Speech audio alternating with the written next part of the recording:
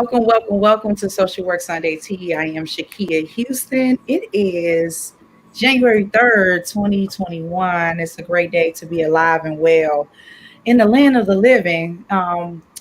So happy we have a special guest here. I just want to get everybody on and make sure you're tuning in. And if you want to introduce yourself, Dr. Thomas, I cannot say your name already, but just start off. And I don't want to hold up or wait any longer. And we're just gonna get right to it. Sure. Absolutely. Thank you for having me again. It's always a pleasure to share information with not only our colleagues, but the community at large. And so thank you again for having me. Again, I am Dr. Damian Thomas. I am a licensed professional counselor in the state of Mississippi. I'm a national certified counselor, of course, in the United States. I have several other certifications, which would include an international advanced alcohol and drug counselor credential, an approved clinical supervisor credential, and what else? I'm a board certified telemental health counselor. And I have a couple more, but that's the gist of the credentialing background that I have. Of course, I've been in the field a little over 15 years now. I treat an array of populations, including children, adolescents, and adults. And my specialization area is mental health and substance abuse counseling.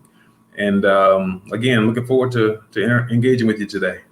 Absolutely. I want to thank you so much, Dr. Thomas, for getting on all the way from Mississippi. That's my Mississippi. That's right. I got a little country in me, I got Kim from San There we go. Right. So it's an honor. Thank you so much. What made you get into mental health? I know you talked about your background as far as like with mental health and things like that. What made you want to get in this field? That's a good question. Having seen a lot, I think I would probably start there. I noticed that growing up, we would have several family members, friends that presented a lot of different issues. And although we kind of back then, kind of concluded that it was just, the crazy guy or the person who had issues you just stayed away from, or it was somebody that just, was a dope fiend. We didn't really put a whole lot of emphasis on it, and we just kind of dismissed those individuals. But what I ended up learning as I got older was that there are a lot of people who deal with mental health and addictive disorders, not just the outcasts of a particular neighborhood or school. Like there are millions of people who experience mental health disorders. And so I wanted to understand the science of it. I wanted to really look a little deeper than just what I saw from a layperson's perspective. And so I began to study. I began to read a lot of books on mental health. And I guess 15 years later, that's how it all evolved. Oh, wow.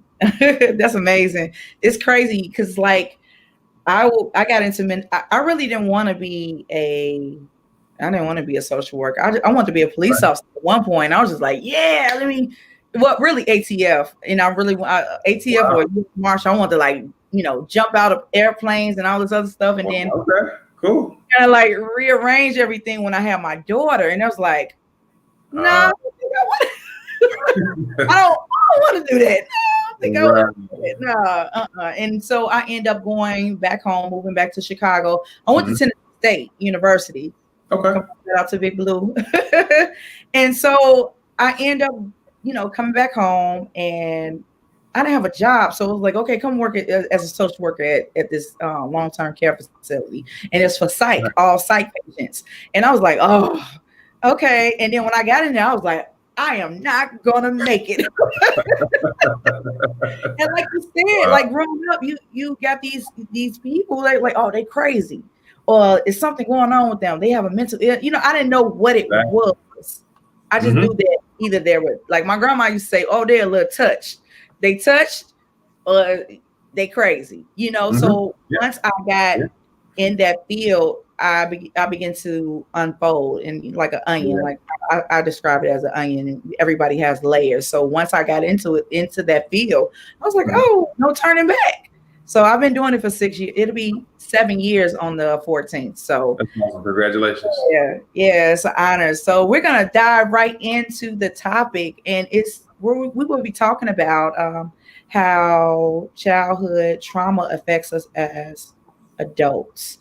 So, Dr. Thomas, if you can explain just trauma, I know it's like we said before the live, it's a broad topic. Mhm.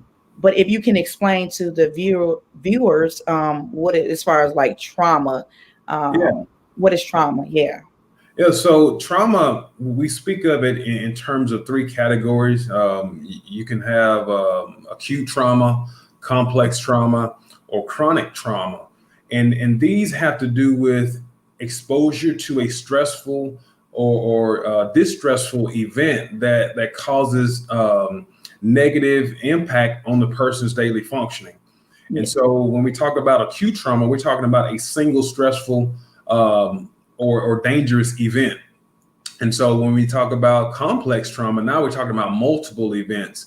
And then, of course, the chronic is the result of repeated and prolonged exposure to a traumatic experience. And so when we talk about it, it's not necessarily that something that has, I guess, if we have experienced it, more or less that it can also be something that has been witnessed by us, in the community. So again, it's all about perceived trauma or perceived experiences of threat or danger, and so that's from the perspective we'll be looking at. Of course, a lot of that causes behavioral manifestations. We talked about the inability to function, behavioral manifestations, physiological manifestations, and then of course, there are cognitive manifestations that may show themselves as well. Absolutely. Absolutely. So we're tuning in on childhood trauma, Mhm. how it can affect us as adults. And a lot of people, when I brung up the topic, a lot of people was like, yeah, like Yeah. it's a lot of people that don't talk about certain things regarding their childhood. Hmm. Childhood is like a make and break. Like Yeah. regardless, it's childhood is so precious, and I feel as though it's kind of like it's like the cultivating experience, like self-worth. You have your parents, you have people that build that foundation. And so when the foundation that you don't have and then you become an adult, you like it's kind of like a ship without a sail. Like you're trying to figure Yeah. things out in adulthood. So that's why I kind of like want to tune in on childhood trauma, and what Yeah. way it affects us. So can you list some? Could we talk about different traumas during like childhood that can affect us in adulthood? Sure. And we kind of touched on it earlier, specifically when you're talking about child abuse, for example, Yeah, whether it be physical, verbal threats, whether it be domestic violence, or even if we're talking about childhood neglect, those yeah, are specific and significant traumas that a child can go through that can lead into, negative impacts on their growth, development, and as they move forward, for sure. absolutely, absolutely. Yeah. Physical, sexual. I got my Yeah. little notes, so I'm reading it. Witness to traumatic events, um, domestic violence, experience intense bullying. Correct. Um, Hmm. you got family members, bullying other family members. You seeing all these things, and then when you get in adulthood, it's kind of like your behavior or your outlook on life is pretty much is different. Yeah. A lot of people, they have trust issues, they have love abandonment issues, separation anxiety, things Hmm. like that. And so when that found, like I said before, when the foundation is shaky or is unstable, then it's like, okay, so as an adult, we're just functioning. We're just existing. And a lot of people, like they come to me and they talk to me about different traumas, such as like if their parents were on drugs, would get them to that plateau or how they think and how they react. And so, and some people, they talked about how they had to figure out if my mom is going to buy crack or put food in the refrigerator, things like that. So it's like, it's so much. It's like, it's more so like they can have post-traumatic stress disorder when it comes to that too, you know? Yeah. Those are very traumatic experiences, very, very much so. Yeah. So it's like, what are some of the effects? Like I said, the side effects could be like guilt, shame. Could we dive a little bit into that as far as an adult? Like, why do we feel guilty? Why do we feel as we're shameful of those experiences? Yeah. Well, I think you touched on it specifically when we're talking about dealing with childhood trauma and how a person adjusts, how they react. So it has a lot to do with emotion dysregulation specifically, because that's when we're taught how to regulate our own emotions, from childhood. And so parenting styles has a lot to do with that, whether or not the child had comfort, whether or not the child had a sense of safety, direction, if in fact they were able to avoid danger, because sometimes if it's, complex trauma or some type of chronic trauma, then now we're talking about repeated exposure. And so a lot of times it can affect a person's sensory processing, in the sense that they may struggle to manage how they respond. And so a lot of times that results in repeated trauma, or it may even affect how they engage with other people from which they're with in their communities. And so it's a lot of different behavior manifestations. I think the main thing is just understanding how it kind of began, and then from there, then that's when they begin to identify. Because again, also even in the midst of the trauma, it is important to be able to assist the individual with processing it and helping them to understand that it was not their fault, that they don't internalize it, because that's ultimately what a lot of our trauma work involves: providing a sense of safety, assisting them with conceptualizing the experience. Because yes, a lot of that, one of the first behavior manifestations that will occur is that, yes, it's my fault. That's where the guilt sets in, that yes, I deserve what happened to me. Well, no one deserves to be victimized, and unfortunately that is what tends to happen. That internalization occurs. And so we assist a lot of individuals with identifying that and understanding how they can improve. And more than anything, it's about understanding themselves and how they are not at fault, and how they can work through the guilt, the shame, and developing healthy relationships. Yeah, absolutely. Like a lot of people saying, "Oh, it's my fault. My fault. It happened." And then the person that done something to them, they was like, "Oh, you better not tell, because if you tell, then you're gonna get in trouble, and Right. gonna expose me." But Absolutely. the thing is about in the Black community, like I kid you not, I hear so many people say, "Oh, you better be quiet. You don't tell what's going on in our house." You might have a child molester, in the house, and you and the family members, they know about it, but they don't say anything about it, and here it is, you have this person, they doing it for years, years and years, and it's like, "Oh no, we don't want to talk about it. No, don't talk about it. Don't say anything about it." Yes. And that is re-traumatization, by the way. That person, by them not being heard, they're actually participating in the re-traumatizing of the victim.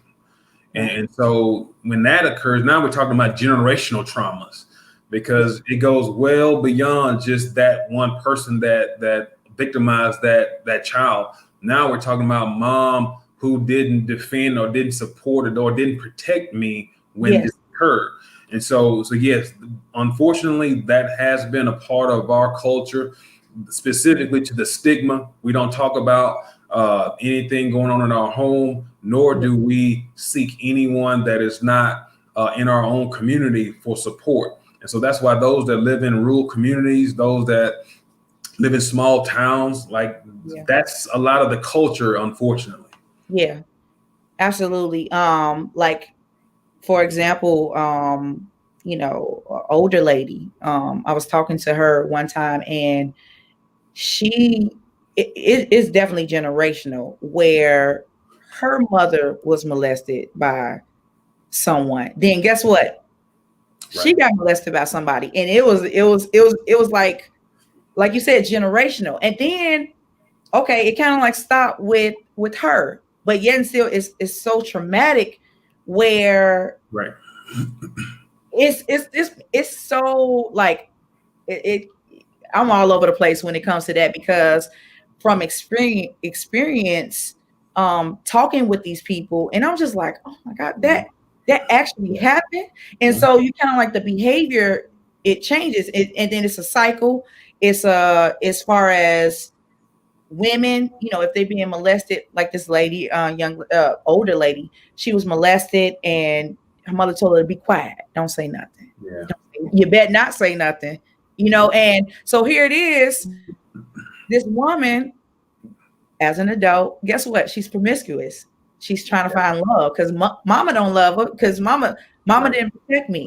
Mama didn't do, she didn't believe me, and so, this older lady, she even if she see a young lady, like just say for instance, you have a child and you see, like your grandfather or whatever, your uncle, and she sees, it's like a trigger for her. If she sees that a little girl on their lap, get off.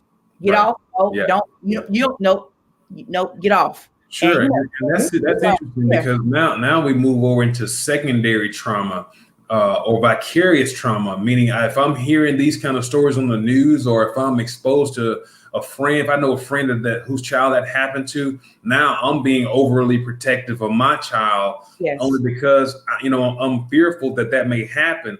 And so it can affect us physiologically, emotionally, mentally, only because of hearing the narratives. So think about how much more would it be, if these things happen in our homes. And so, but no, you're exactly right that these things, although they occur, that they can be addressed in a much better way.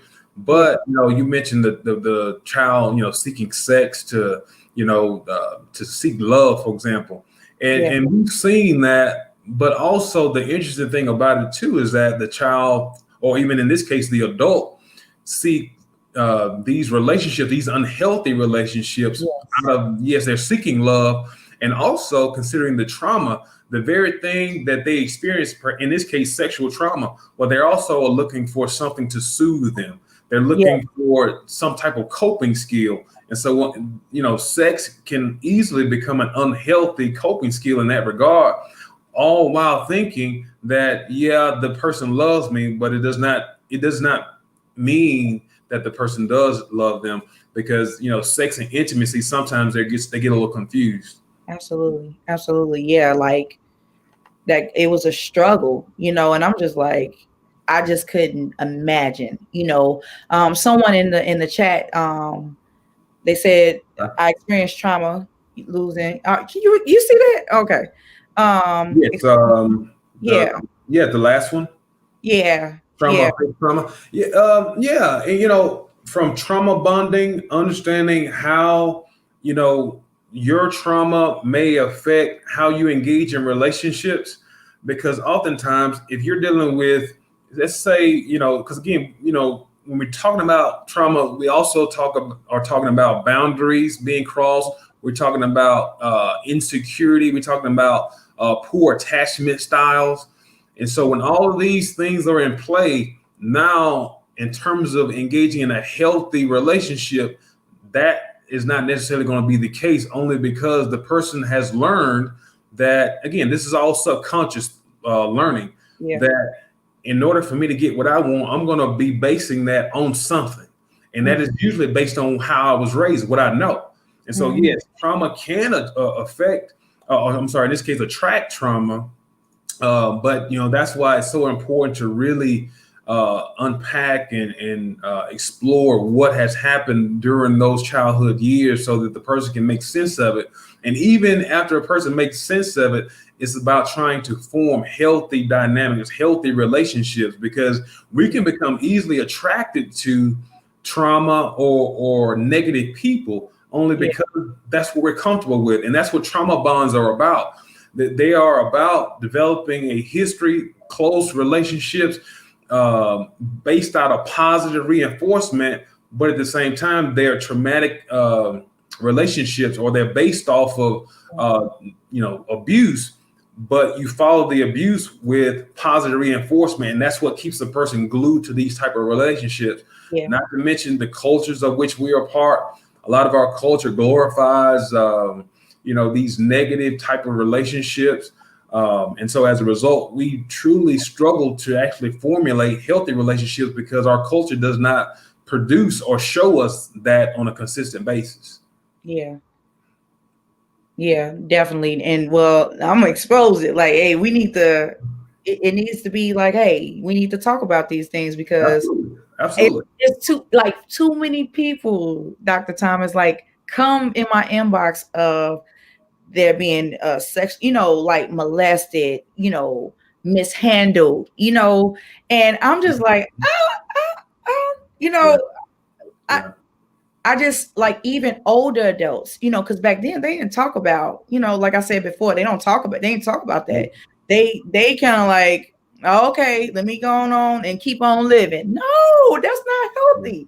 And don't pass that down to me. I don't want that, So I have to break that because I don't want, I don't want that for this generation, and it's too much going on. And I just think that, whoever that's watching this, it's not your fault. No blame. We're here to talk about these things, you just got some people that are mentally sick, and they think this is okay, like to do these things. And I just, it kind of like upset me. So it's like, I tell my daughter, I have a 12-year-old and I have a niece as well. They're 13 and 12. And I'm like, hey, I don't care if it's cousin, whoever, I don't care. I'm sorry, I'm speaking improper English, but I'm just being me. I understand. Yeah. Education or whatever, it don't matter. I'm talking about what I'm talking about. Like if it's cousins, if it's daddy, if it's whoever, you better come and tell me.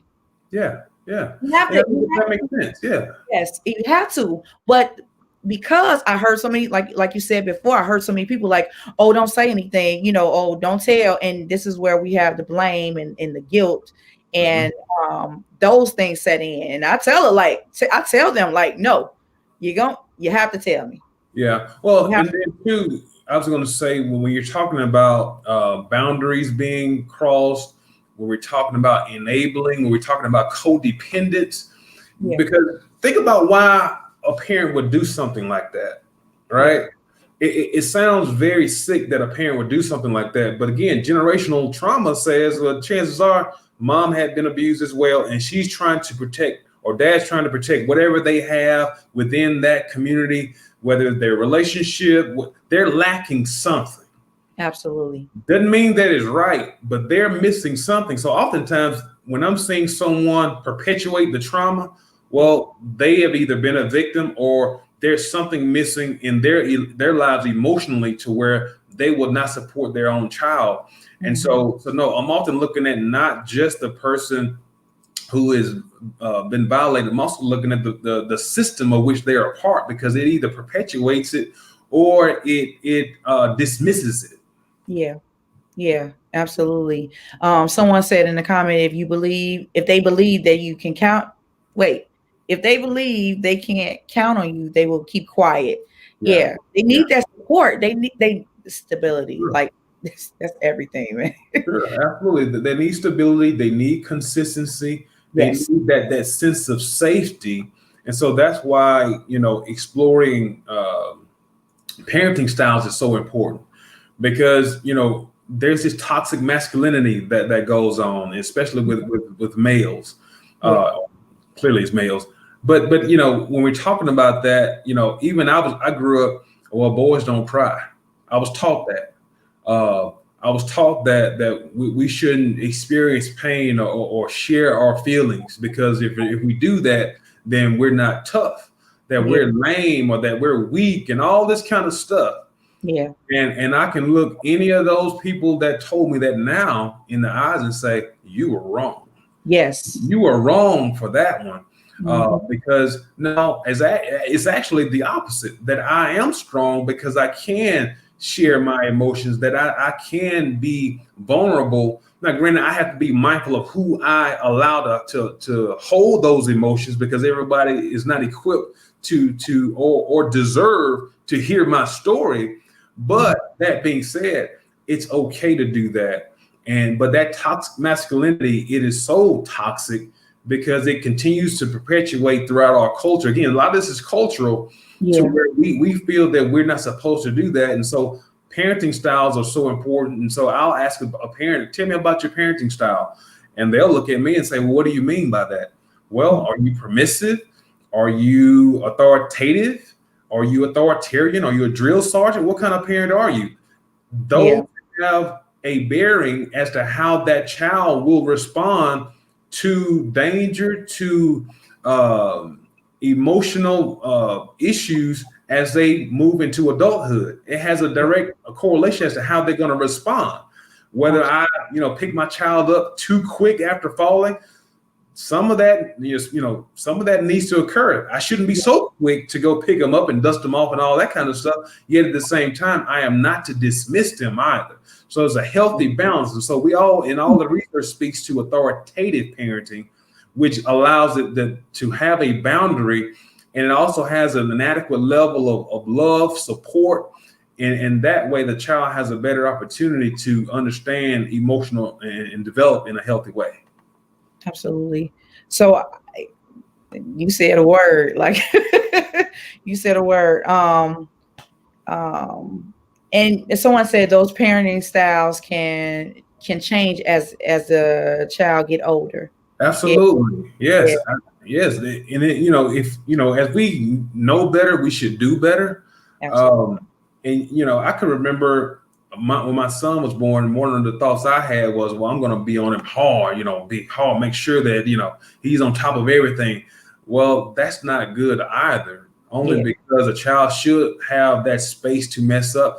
One thing I noticed also in our communities is that toddlers, they should be able to explore. So we have to be able to teach developmental stages too, because, I've heard so many parents label their kid as, quote, bad, whereas in actuality, that's what you do at a certain age. You explore, you touch stuff, sensory processing. That's what happens at a certain age. So it's not defiant behavior.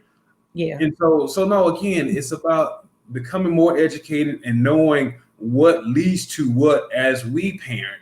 But yes, our parenting styles can change. And so yes, mine has evolved over the years based on what my child needed, but surely, that there is, evidence of what we can offer. All we have to do is observe the child, observe and make notes. And then not only that, experience the world with them. Oftentimes I'm seeing that we're not doing that enough. The TV or the Xbox or the PlayStation, those devices, YouTube, for sure, they're educating and they're raising our children. And that should not be the case, only because, we're busy. We got a lot of stuff going on. And unfortunately, what's happening is, well, we give them those devices and they become a distracting activity. But not thinking and realizing that, your child is being fed a lot of information very fast. Yeah. It's a lot of little things like that we can we can adjust, address, and modify. Absolutely. You said a word. I'm have to get an offering together. I'll just Well, It's all right because these type of forums that they're needed, and so I'm just glad to be here to offer a little insight, if anything at all. Yeah, Like I said, when we know better, we do better. absolutely. And yeah, we got to do better, especially in the Black community, like to normalize mental health. I keep saying maybe that's and heal from that. So if I'm gonna ask this question, if an adult has childhood trauma, what are some ways would you suggest or to give them, um, I guess as far as like not give them hope, but as far as like coping or how to address these childhood trauma and issues that they have as an adult? Well, outside of treatment, clearly I would say go back and look at your childhood history. Look at how you were raised, what type of parenting style did you experience coming up? Was it a loving environment? Was it supportive? Was it neglectful? Whatever it was, acknowledge that. That's the first thing, being able to acknowledge that.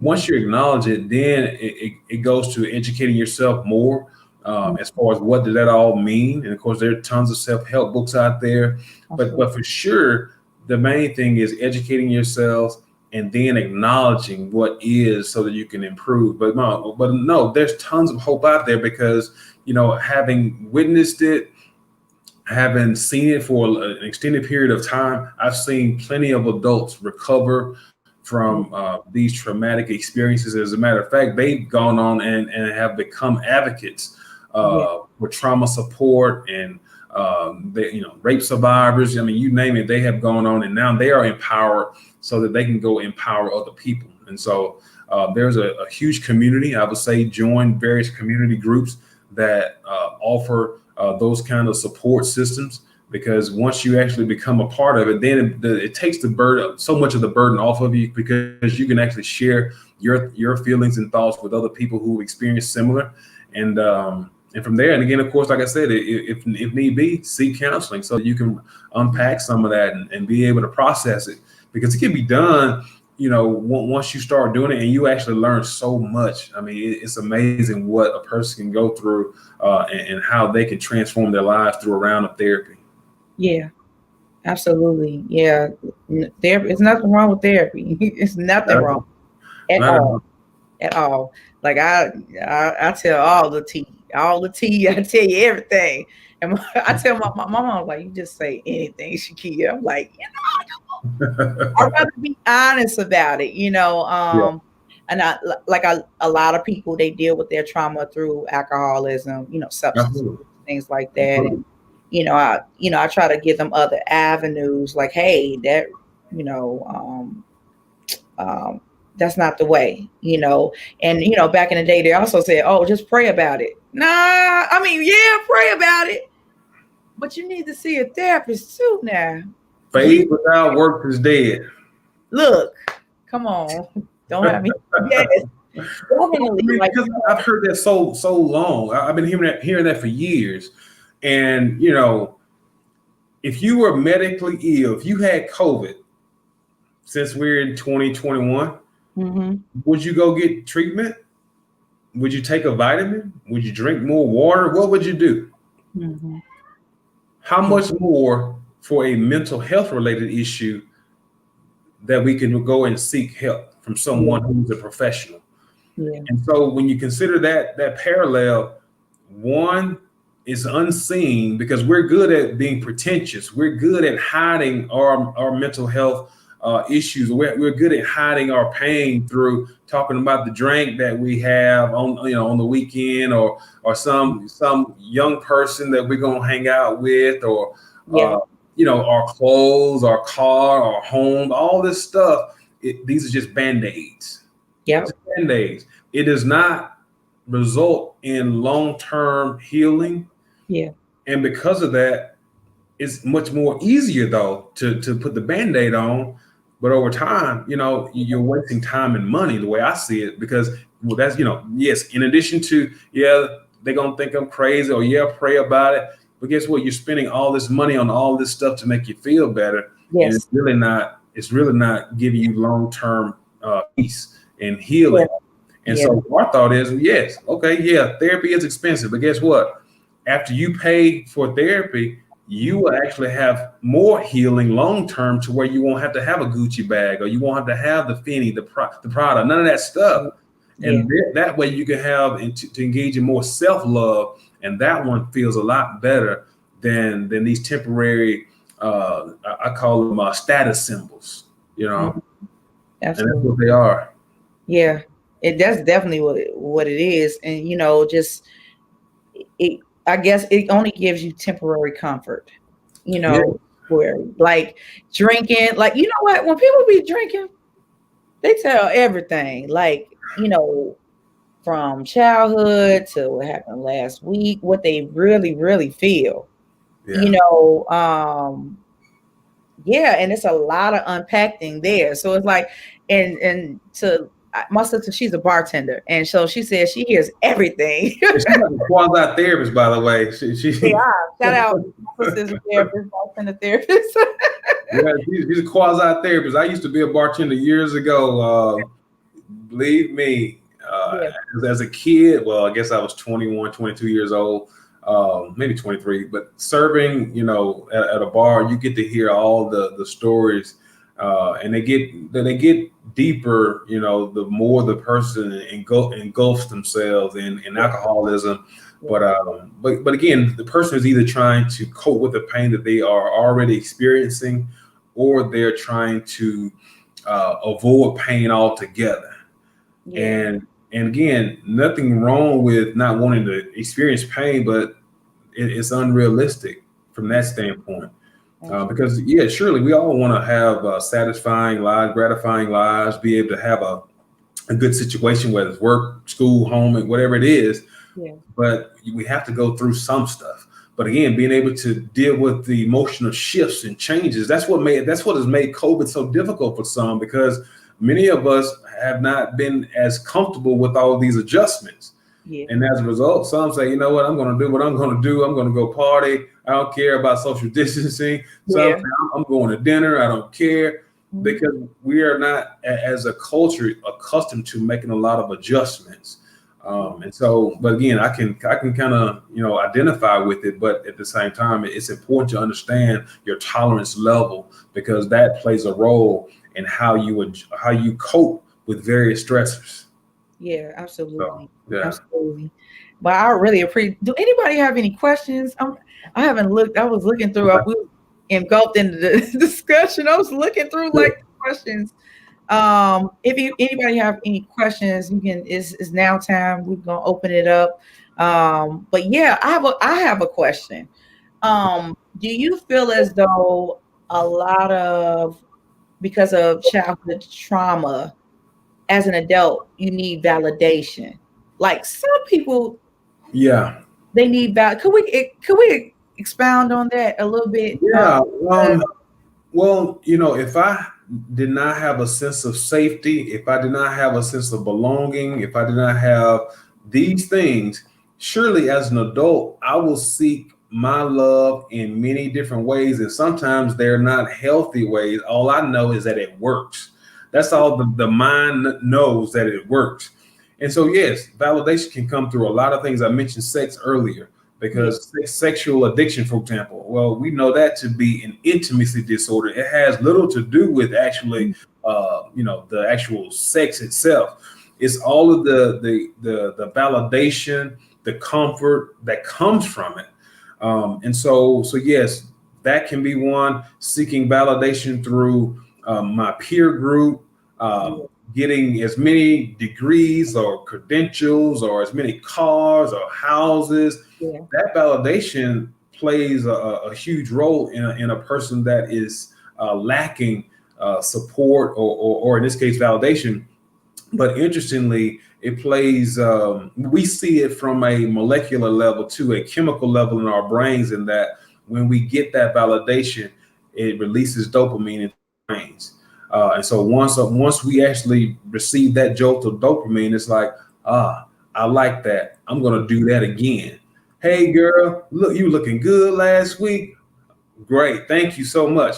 Again and again, until I continue that cycle, until you continue to give me that validation, and you can never get that satisfaction from it. You're never satisfied with that because the brain craves it over time.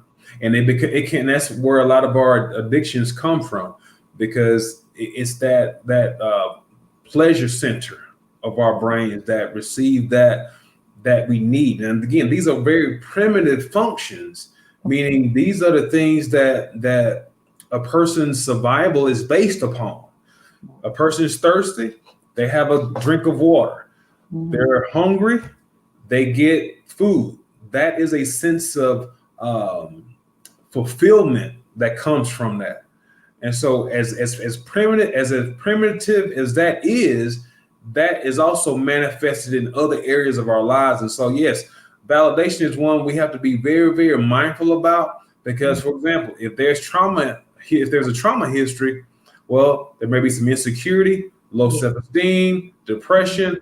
And now you take that and you pair that with the need for something that they've never had. That is one of the most addictive phenomenons out there.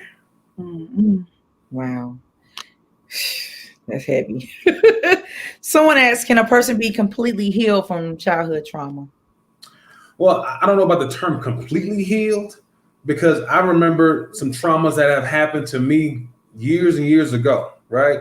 Now, so from the standpoint of completely healed, I think there will always be something that we'll have to manage, meaning we learn to cope with a lot of things so that it does not affect our academic, social, emotional functioning.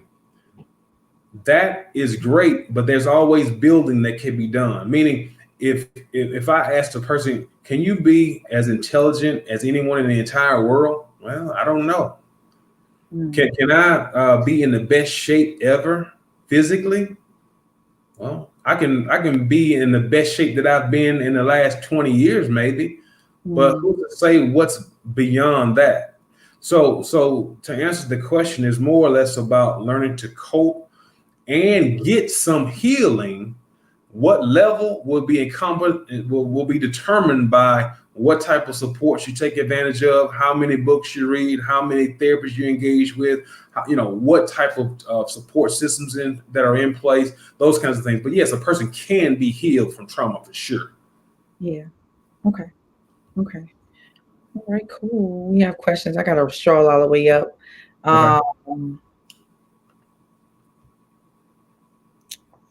Someone said, I experienced trauma of losing close relatives as a child, and I also saw someone get sexually assaulted as a toddler. So I truly need some help, please. Okay. Yeah. I'm not sure if where this individual lives, but what I would encourage them to do, if they can inbox you some information, that way you can send them some resources. Because there are mental health support systems in your area. I'm sure of it, and I would say ask them to do that. And if they live in our area, I would do the same. What I'll do, I'll also just leave our handles at Resilient CRC. That's on Instagram, and that same handle is also for Facebook. If anyone's looking to inbox us or need any support, and we can get you connected with the right people. Absolutely. Thank you, Dr. Thomas. I really appreciate it. Any other questions? Everybody all good. But I definitely had to talk about this because it was eating at me. I was like, oh, no, we got to talk about this. Especially in the Black community, we got to talk about a lot of things. Instead of sweeping everything under the rug. And I'm not for that no more. Like, no, yeah. I'm not. I'm kind of like radical when it comes to that, because like it's too much, even in my family. I mean, everybody's family, they got some type of trauma that's going on, and everybody's like, oh, don't talk about that. No. And I'm like, yes, we are. Right. My grandma don't act like that. You know what I'm saying? Like, I need to know, so I can be able to address that fully, so I can be able to like, oh, okay, that's what's going on here. That's right. Okay, let me get that together. So, but Yeah. yeah, I really, really appreciate you. If anybody else they have any other questions, just inbox me and I get it to Dr. Thomas. And tell us about your services. I know you're in Mississippi, but Yeah. Yeah. yeah, Yeah. So we're I have a private practice in Flowood, Mississippi, Resilience Counseling and Recovery Center. We've been around a little over 11 years now. And of course, we treat mental health disorders, which includes trauma. We also treat addictive disorders as well, alcohol and drug disorders. We treat sexual addiction and other addictive disorders. And we offer trainings as well. We do corporate workshops. We do several other consulting activities in our community. Of course, some of these are locally, some of them are not. But no, we offer a lot of different services, and so but no, we've been around a while. We're excited about 2021 because we know that there's a lot of more work to do. A lot of people need support; they just don't know where to go, and so forums like this, I think are great, and I'm glad that again you were able to invite me, and we can hold this discussion. absolutely. This won't be the last time. Just letting you know. I don't even know Dr. Thomas from Adam. And so I just asked him and he said yes. So I'm just honored. It's been a privilege and an honor for you to be on this platform. And I really, really appreciate you helping me normalize mental health. And that's kind of like the year 2021, healing and setting boundaries and normalizing Absolutely. mental health. So I need to Absolutely. put that as a hashtag or something, but let me know if you need any help. I can lead you to the people. And I really appreciate it. Yep, everybody tune in next week. It's gonna be it's I think it's trauma January. I don't know. It's all about trauma. We'll be talking about trauma again, Absolutely. in childhood as well. The ACE, adverse child Childhood experiences, yeah. experience.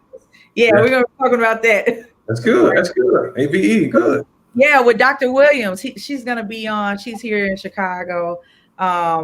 Yeah, so we always connect, when the world opened up, you can come to Chicago, bring your Well, family, well, you know what? I was there through 2 or 3 years ago. I had a lot of fun. Went downtown, Chicago 360. I had a lot of fun. Okay, cool. Yeah, let me know. Come down there. My family be, your family, we all family, I'm just Absolutely. yeah, Absolutely. so, yeah, that'll be awesome. Thank you everybody for tuning in. You guys have a great and blessed day. See you next week at 4 o'clock. All right. See you guys. Take care, guys. Thank you, Dr. Thomas. You're so welcome. Thank you. All Bye right. bye. Bye.